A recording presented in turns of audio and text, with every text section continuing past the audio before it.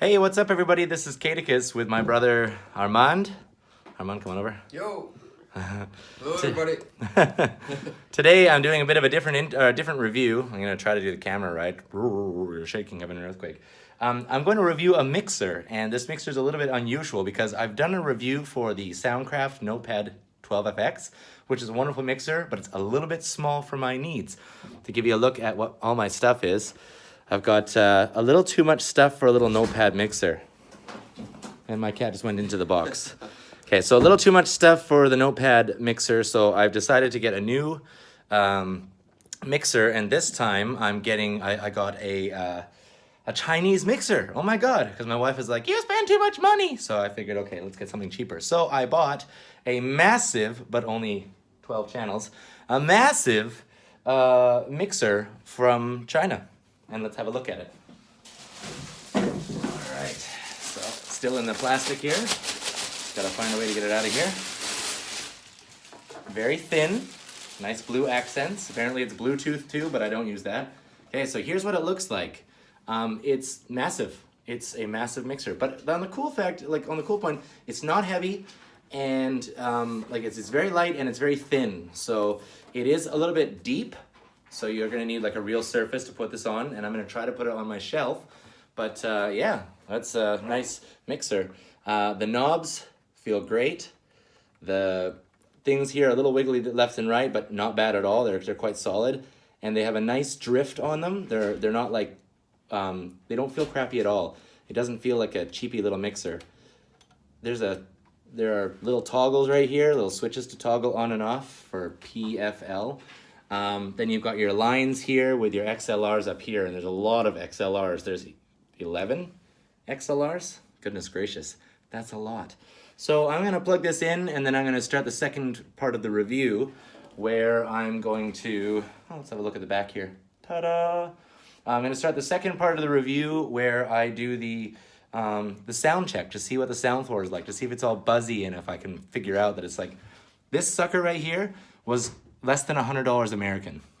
So let's see if it's any good, okay? I'll turn this off and I'll set it up, and then we'll go for the next stage of the video. See you in a second. Okay, so I'm back again with the second part of the video, and this time I'm gonna show you the front of the device. You can see there's lots of channels. They're all separated with the TRS and the XLR, so, but of course it's just one and one. You probably wouldn't wanna plug two things in at the same time. I've never done that before, but whatever. You've got slider mixers for all of them, and they're pretty smooth. They're quite smooth. They're not the smoothest I've ever felt, but they're also not bad at all. Then you've got your main master for like main master sliders for your left and right here. Then you've got tape. You can put a tape into here, like you know, tape input into there for recording and stuff like that. It has effects, but I haven't really heard them, and I don't really care about them. My big question with this mixer was, for $100, is it loud? Is it crappy sounding, or does it sound all right? And surprisingly enough, my Soundcraft, which costs twice as much and is way smaller, is noisier. It's just a noisier, it's got a higher sound floor. There's more of a buzz and stuff on things. This thing's really quiet. It's currently hooked up right now to the Soundcraft. You're gonna hear you might be able to hear the slight buzz or whatever, but I'm gonna turn the main on this up and down, okay, for you to hear if there's any difference when it goes up.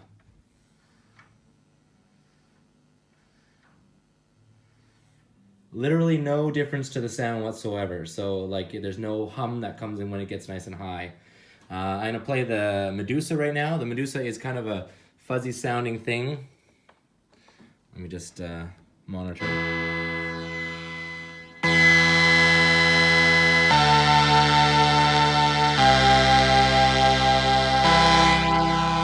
This is going through that mixer, so it's going straight from the Medusa into the first channel on here, and I'll try another pattern here. Let's load one here. Turn up the gain a bit. This is at max volume on the thing.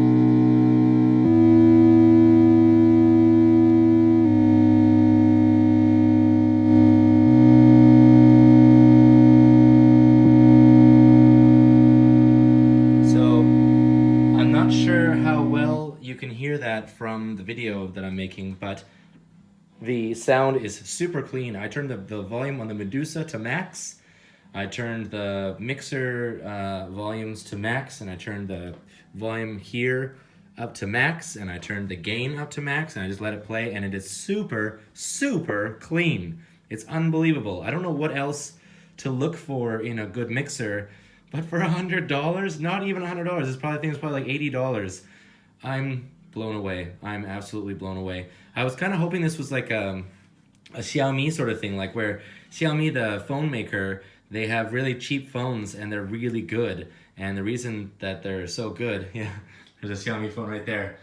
The reason that they're so good is because the company just wants to compete and they want to get known, so they make their phones cheap even though the quality is good. And I was hoping that's what this was like. I was hoping it was like not a disappointing, shitty Chinese mixer.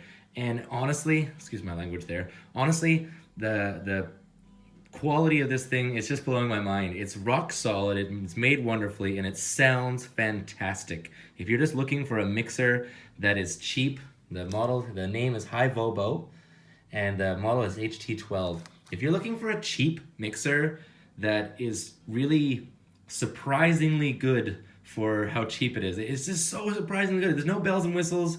The effects, I don't even know if they work or not, but the sound quality is just clean as a whistle. It's unbelievable. And there's so many inputs for so many devices. It's fantastic. I'm blown away by it. I'm blown away by it. That's the Hi-Vobo. Give me a sec. I'm going to turn this thing around. I'm going to turn my camera around and then finish off the conclusion of the video.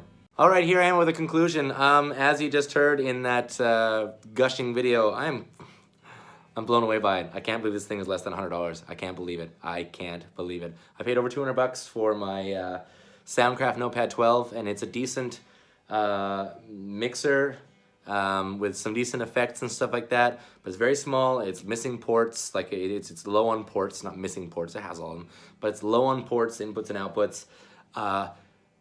But it was like $200, and this thing was less than $100. I'm blown away by it. I can't believe it. I can't believe it. It's a fantastic mixer. If you're looking for something and you need a cheap setup, the only thing that I would say is like a complaint about it is it's big. It's quite big because all the channels are separate. They're separated this way instead of that way. So it's perhaps a bit wider than it should be or could be. And there's like little plastic things on the side of it that make it a little bit wider than it could be. But space aside, what the hell? This thing has no business only costing $100. It's fantastic.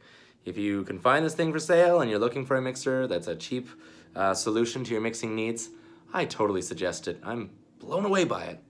That's it for my review. Thank you guys very much for watching, and if you have any comments or anything like that, you can leave them in the comment section down below. And if you don't, then give me a like or a dislike or whatever you want. It doesn't really matter. And I will see you guys next time. This is Katakis out.